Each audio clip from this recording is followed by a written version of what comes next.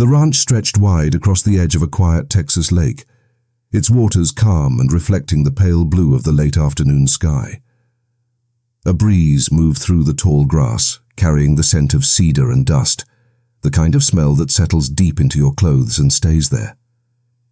To anyone driving past, it looked like a postcard, a piece of land with history in its soil, held together by weathered fences and old oak trees that had been standing long before most of the people who now lived nearby. It was beautiful, yes, but it was also a place where tension hummed under the surface, where not everyone agreed on who belonged and who didn't. The homeowners association that governed the surrounding neighborhood was made up of people who prided themselves on control. They managed the neighborhood like a private kingdom, setting rules about lawn heights, driveway stains, and what kind of curtains were acceptable. On paper, it was about order, about maintaining beauty and value. In reality, it was often about power. Some saw themselves as guardians of the community, but others treated the role as if it gave them authority over people's lives. That authority rarely went unchallenged, until one day it did.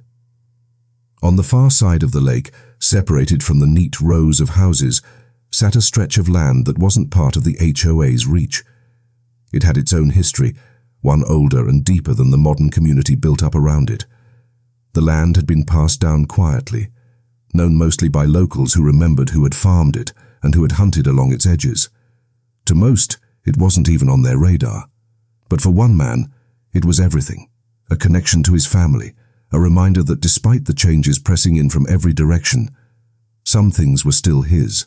He was a tall man with quiet eyes, someone who carried himself with the kind of confidence that doesn't come from arrogance, but from knowing who you are. He had grown up in towns where people looked at him too long, places where he was reminded, in whispers or direct words, that he was different. Still, he had built a life for himself. Steady, simple, not free of hardships, but rooted in dignity. The ranch by the lake was his refuge, the one place where no one could tell him he didn't belong.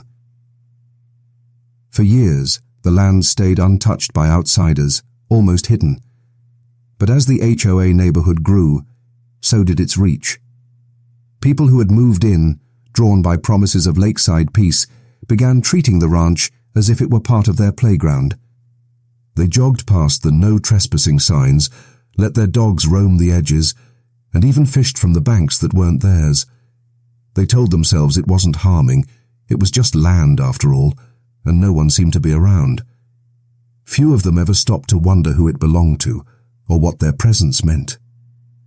On weekends, families brought picnics and coolers, laying out blankets where cattle once grazed. Teenagers dared each other to swim across the deeper parts of the lake, shouting loud enough to shatter the quiet. The HOA leaders, sitting on their porches, convinced themselves the land was unclaimed. It became part of their imagined map, as though their rules extended there too. And once people start believing something belongs to them, it becomes hard to accept that it doesn't. When the man finally returned to his land more often, bringing with him a tent, a fire pit, and a determination to reclaim what was his, the illusion cracked. His presence unsettled the neighbors. They saw him by the water, cooking over an open flame, walking the property with his dog, sometimes just sitting silently and staring across the lake as the sun dipped. Behind the trees, he wasn't loud, he wasn't reckless, but he was visible, and in their eyes, visibility was enough to raise suspicion. Some whispered that he didn't look like he belonged there. Others said camping on land near their homes wasn't safe, that it could attract the wrong kind of attention. It wasn't about what he was doing, but who he was. They ignored the faded boundary markers, the old survey maps, and the fact that legally, the land wasn't theirs to monitor. Instead, they focused on how it made them feel. Uneasy, defensive, and in some ways, threatened by a presence they couldn't control. Life carried on as usual in the neighborhood. Children rode their bikes through cul-de-sacs. Barbecues smoked in backyards where people laughed with beers in hand. But beneath the surface, conversations about the man by the lake grew sharper, more pointed.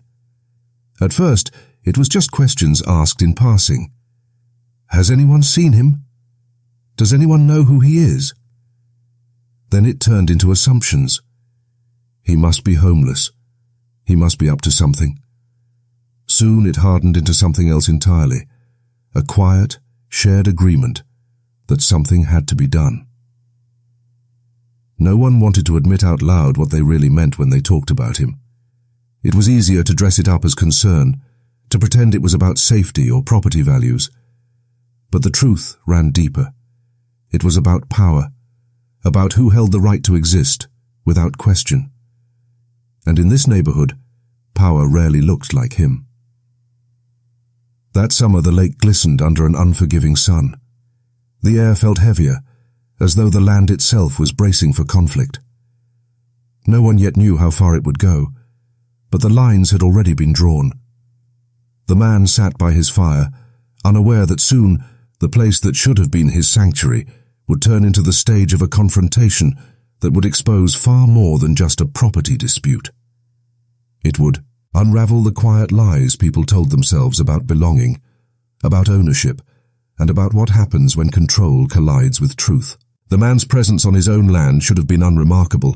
He wasn't hurting anyone, he wasn't disturbing the peace, but each day he remained. The whispers across the HOA neighborhood grew louder. From porches and driveways, neighbors would pause mid-conversation to point out his campfire smoke curling into the evening sky, or the soft glow of his lantern after nightfall. They began to speak of him not as a man reclaiming his home, but as a stranger intruding on theirs. That shift, quiet but dangerous, was the first spark of what was to come. The HOA board members were the ones who took it most personally. They had grown used to their authority being respected without question. Their word could decide if someone's shutters were painted the right shade of beige, if a fence was half an inch too high, or if a parked car disrupted the aesthetic harmony of the street. That power gave them a sense of ownership over everything they could see. But the ranch wasn't theirs, and seeing a man they didn't approve of taking up space, there gnawed at them. It felt like defiance, even if he wasn't trying to provoke them. At first, they sent a single representative to check in. One afternoon, a middle-aged woman named Carol, short blonde hair, clipboard always in hand, marched to the edge of the property line. She waved at him as if she were greeting a neighbor, but her smile was tight. She asked harmless questions at first. Was he planning on staying long? Did he need directions to the campground by the highway? Did he know this was a family neighborhood? Her words were dipped in politeness, but her tone carried a sharp edge. He didn't argue. He simply told her the truth, that this was his land, that his family had owned it for generations, and that he wasn't trespassing. Carol blinked, stunned, then smiled again as if he'd said something ridiculous. She left, but when she returned to her neighbors, she told a different story. He claims it's his land, but we all know that's not true. That was the beginning of the campaign. At HOA meetings, his presence became an agenda item. They described him as a squatter, as a danger, as someone who would lower their property values if allowed to stay. Some admitted they had no proof, but proof didn't matter. What mattered was how they felt, and they felt threatened by his being there. Each discussion ended with a quiet escalation, a plan to handle it, to get the police involved, to pressure him into leaving. The man noticed the change, of course. He noticed the cars that slowed down as they passed. He noticed the neighbors who stopped talking when he walked into town for supplies. He noticed how the laughter from the lakeside picnics now quieted when he appeared, how children were called back by their parents with sudden urgency. At first he tried to ignore it. This was his sanctuary. He refused to let their stares push him away. But each time he returned from town, the unease inside him grew heavier. He couldn't shake the feeling that something was closing in on him. The summer heat added to the tension. It was the kind of heat that makes tempers shorter, where sweat gathers at the back of your neck even in the shade. The HOA members met more often, restless in their air-conditioned living rooms, sipping iced tea while they speculated about him. They began to spin stories. He must be armed, he must be hiding something, he must be dangerous. The more they talked, the more real their stories became to them, and in their minds, danger justified action. One evening, a neighbor's teenage son wandered down to the ranch with a group of friends. They'd been dared to walk close to the man's campsite, to see him up close. They laughed as they crept through the grass. But when the man's dog barked sharply and he stepped out from behind his tent, their laughter cut short. He didn't yell. He simply told them to leave, his voice steady but firm. The boys ran back, but by the next morning the story was already twisted. By the time it reached the HOA, it was said that he had threatened them, that he was aggressive, that he scared the children. What had been a simple boundary crossed was now painted as evidence of danger. Behind the HOA's obsession lay other pressures. Some members were quietly struggling. The housing market had dipped slightly, and whispers of declining property values spread like a disease. A few had invested everything into these homes, and the thought of losing money gnawed at them. Others had reputations to uphold. Their neighborhood was their pride, their mark of success. The idea that someone they didn't approve of could exist so close threatened that image. And for a few, there were deeper, unspoken truths. Old prejudices carried quietly but never truly buried. For them, it wasn't about land or safety. It was about control over who belonged in their world. Carol, the same woman who first approached him, began to take years further. She rallied her neighbors, knocking on doors in the evenings, painting the man as a growing threat. "We need to protect our children," she said. "We need to make sure this neighborhood stays safe." Her voice shook with conviction, and for those who didn't know better, it was persuasive. But not everyone was convinced. Some neighbors shifted uncomfortably, knowing deep down that the man had done nothing wrong. Yet silence became easier than speaking out. After all, siding with him would make them outsiders too. The man himself felt the weight of the isolation. Nights by the lake were no longer peaceful. He would sit by the fire, the crackle of the flames unable to drown out the thoughts running through his mind. He thought about his family, about the stories his grandfather told him of this land, about the sweat and years it took to hold on to it. He thought about how easily people erased that history with their assumptions. A growing frustration tightened in his chest, not just at what they were doing, but at the fact that he had to prove what was already his. Then came the first police visit. A patrol car rolled up one afternoon, its tires crunching the dirt road. 2 officers stepped out, hands resting near their belts, scanning the area with cautious eyes. They said they'd received calls about a suspicious person camping by the lake. The man told them the same thing he had told Carol. This was his land. He showed them the documents he always carried with him, the ones that proved ownership. The officers checked, nodded, and eventually left, apologizing for the trouble. But the damage was already done. The neighbors had learned something that emboldened them. All they had to do was keep calling.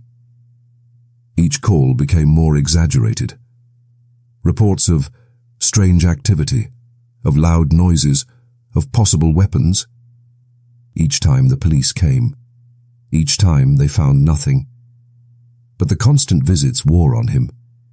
It was humiliating to be treated as a suspect on his own property, to see the flashing lights reflect across the water night after night. He began to wonder if this was their plan all along, to exhaust him, to make his peace unbearable until he left. But leaving wasn't an option. To leave would mean surrendering not just the land, but his family's history, his dignity, his very right to exist there. That thought hardened something inside him. He would not be erased. He would not be pushed aside. Yet with each night that passed, the hostility grew thicker, like a storm gathering over the lake. The neighbors were no longer just whispering. They were waiting for the moment to act, for the excuse that would allow them to bring their full weight down on him. And as the days stretched on, it became clear that the breaking point was close. The tension was no longer subtle. It was in every glance, every muttered word, every police siren that pierced the silence of the ranch. The fragile line between peace and conflict was thinning, and so, on, it would snap. The night the tension finally broke, the lake was unnervingly still. No crickets sang. No breeze rustled the tall grass. The silence clung like a warning. The man sat by his fire, feeding small sticks into the flames. His dog curled beside him. He had learned to live with the stares, the false police calls, the way the neighborhood seemed to circle him like vultures waiting for a stumble. But he also felt the weight pressing down heavier than ever, as if the air itself was carrying the storm that was about to hit.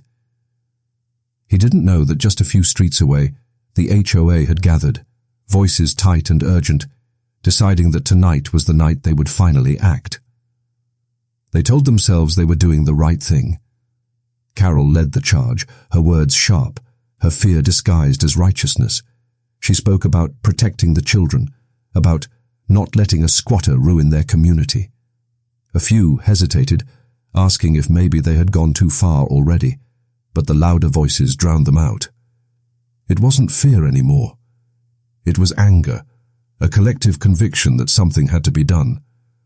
And when people share anger, it can become a weapon more dangerous than any gun. The call went out to the police just after sunset. This time, it wasn't vague. The report claimed that the man was armed, aggressive, and threatening neighbors by the lake. The words dangerous and hostile were repeated with precision, calculated to trigger urgency. By the time the squad cars arrived, red and blue lights slicing through the dark, the HOA had already positioned themselves on their porches, watching, waiting. The man stood when he saw the lights bouncing through the trees, his chest tightening. He had been here before, too many times. Each visit chipped away at his patience, but he had always kept calm, always shown his papers, always tried to remind himself that the truth would hold. Tonight felt different. The voices over the loudspeaker barked harsher commands. The officers approached with weapons already drawn, their faces stiff, their eyes narrowed with suspicion. His dog barked, startled by the shouting. The man raised his hands, his voice steady but urgent. "This is my land. I've told you, this is mine. You have no right." But the words bounced uselessly against the tension in the air.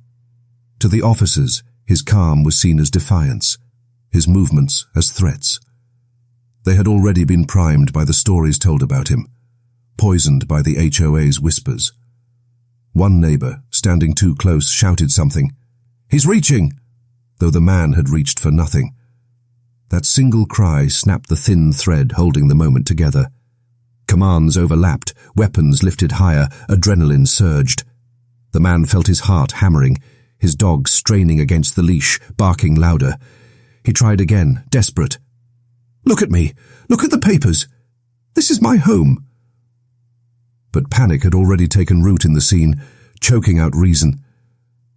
The shot rang out like the tearing of the night itself.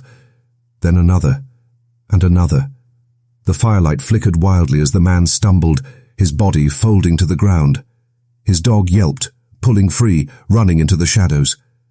For a second the world froze. Officers frozen in their stances, neighbors wide-eyed behind their curtains, the crack of gunfire still echoing across the lake. Then chaos rushed in. Shouts, radios crackling, someone crying out that medical help was needed. The man lay on the dirt by the fire he had built, his blood darkening the soil that had belonged to his family for generations. His eyes, wide and unblinking, seemed almost to ask the question he had been asking all along. How could they deny what was his? How could they erase him from the place that was meant to be his refuge? The officers scrambled, their voices trembling as they tried to stitch together the narrative that would explain what had just happened. Some muttered that he had moved too fast, others that they had no choice.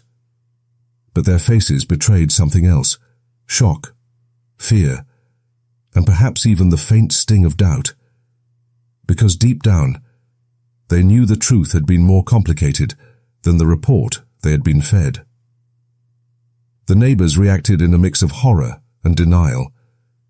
Carol stood frozen, her hands pressed to her mouth, tears stinging her eyes. She had pushed for this, had repeated the words that painted him as dangerous. Now the reality stood in front of her, bleeding out on the dirt. Some neighbors whispered that it was his fault, that he should have left, that he had brought this on himself. Others couldn't look at the scene at all, retreating into their homes, closing their blinds tight as though shutting out the sight would erase their part in it. The immediate aftermath was chaos without direction. Ambulances came too late. Officers roped off the area, snapping photos marking evidence, their boots trampling the land he had fought to preserve. The fire he had built smoldered low, a thin trail of smoke drifting into the night sky, as if carrying the last of his fight with it. His belongings, his tent, his lantern, the papers proving ownership, were scattered, treated like props in a crime scene, rather than the proof of his right to exist there. Some officers avoided looking directly at his body.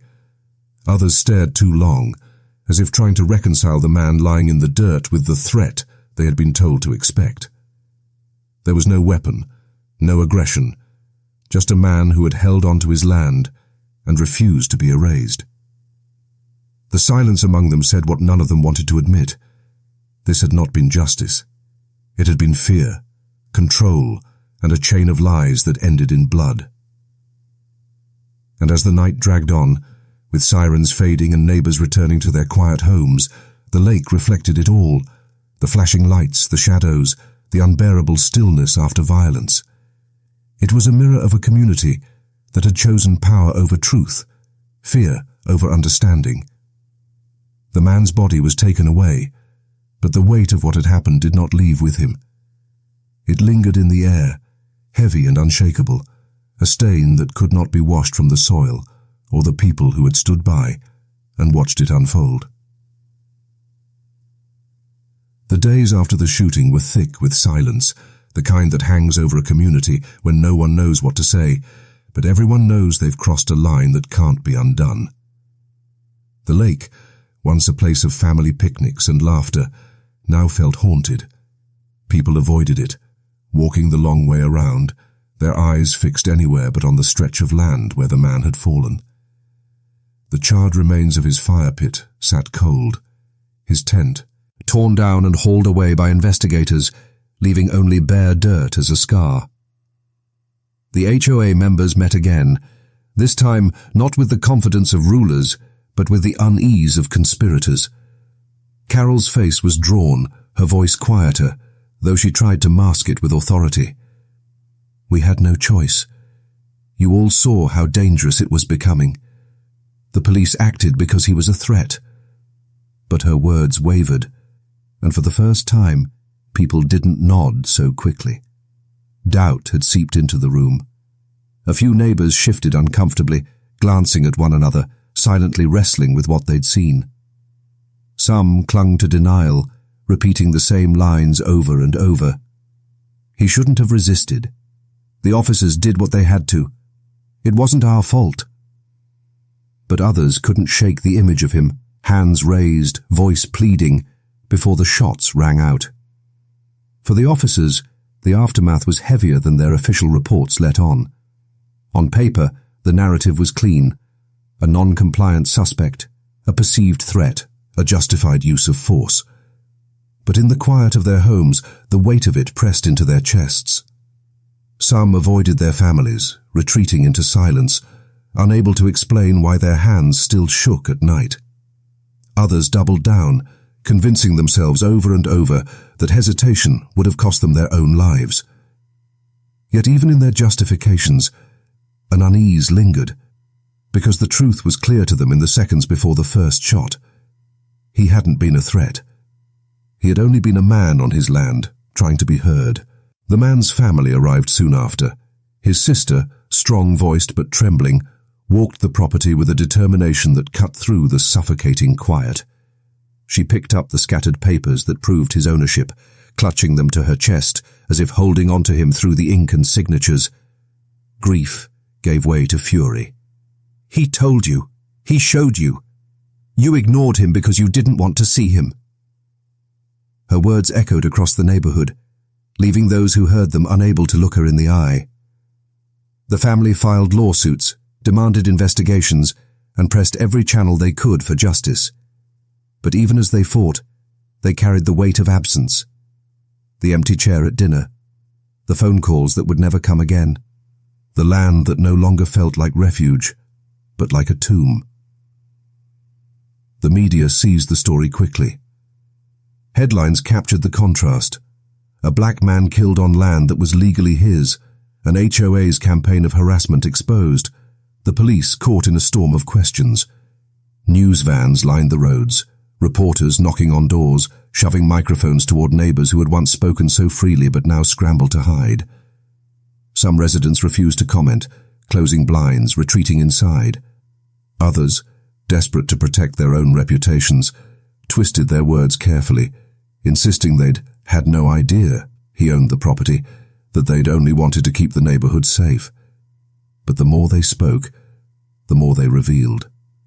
Their polished reputations, once so carefully maintained, now crumbled under the scrutiny of a public unwilling to forgive ignorance dressed as authority. Protests rose in nearby towns. People gathered with signs bearing his name, chanting for justice, their voices echoing the truth that had been ignored. He had belonged there, and they had stolen that from him. Some neighbors watched the marches from their living rooms, shaken be, the sight of crowds demanding accountability. Others dismissed it, clinging to bitterness, muttering that outsiders didn't understand. But deep down, the image of the man on the ground refused to fade, a reminder of the fragility of their lies. Carol, once so certain, found herself unraveling. At night she replayed the moment again and again, the lights flashing, the shouts, the single voice crying out, "He's reaching," and the shots that followed. Her mind twisted with guilt, but she buried it under excuses. She told herself she hadn't pulled the trigger. She told herself she hadn't made the final decision.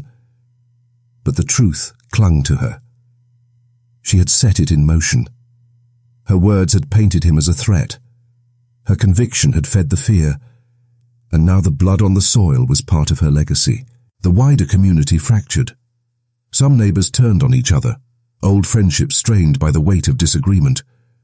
A few began openly questioning the HOA's authority, pointing out how far things had spiraled, how blind obedience had led to tragedy. Others doubled down, defensive and angry, unwilling to admit fault. The sense of unity the HOA had once claimed to preserve was shattered. Now, the streets buzzed with suspicion, not just of the outside world, but of each other. For the man's family, grief became a constant companion. His sister refused to let the land go, vowing to protect it as he had. But walking it now felt unbearable. The fire pit where he had sat, the soil where his blood had fallen. His absence was everywhere. At night, she'd sit by the water's edge, listening to the silence that had once been his refuge, and feel both the crushing weight of loss and the burning need for justice. The legal process began slowly, as it always did. Investigations, internal reviews, and statements are released with careful language. Words like incident and procedure filled the reports, stripping the humanity from what had happened. Yet the public pressure grew louder, forcing questions that could not be ignored. Why had the HOA escalated? Why had the police arrived armed with assumptions instead of facts? Why had a man's rightful ownership been erased until his death forced it into the light? As weeks turned to months, the community could no longer pretend life was normal. The lake sat quiet, avoided, a wound no one wanted to reopen. The man's story spread far beyond the neighborhood, his name spoken in cities across the country, his death a symbol of deeper truths about power, prejudice, and the cost of silence. For some it was a wake-up call, a demand to face the ugliness beneath their carefully curated order. For others it was an inconvenience, a reminder of a truth they would rather bury. But whether they acknowledged it or not, the crime had changed everything. The soil of the ranch carried more than history now. It carried a stain that would not fade, a reminder of the night fear triumphed over truth. The man was gone, but his presence lingered, not as an intruder, not as a stranger, but as the rightful owner who had been denied until it cost him his life. And for those who had stood by, for those who had whispered lies into reality, the silence that followed was louder than any gunshot. It pressed into their homes, into their hearts, forcing them to live each day, knowing that no matter how much they denied it, no matter how carefully they spun their words, the truth of what they had done would never leave them. The courtroom was never silent. Not really. Even when the gavel came down and the voices quieted, there was always that hum, like the nervous energy of too many hearts beating in one space.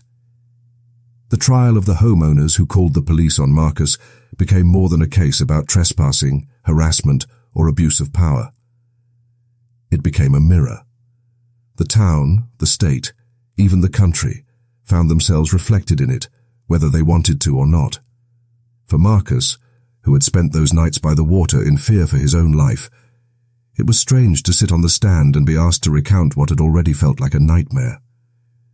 He spoke about the land, about how it had been his father's, about how he had come there for peace and found himself nearly arrested on property he owned.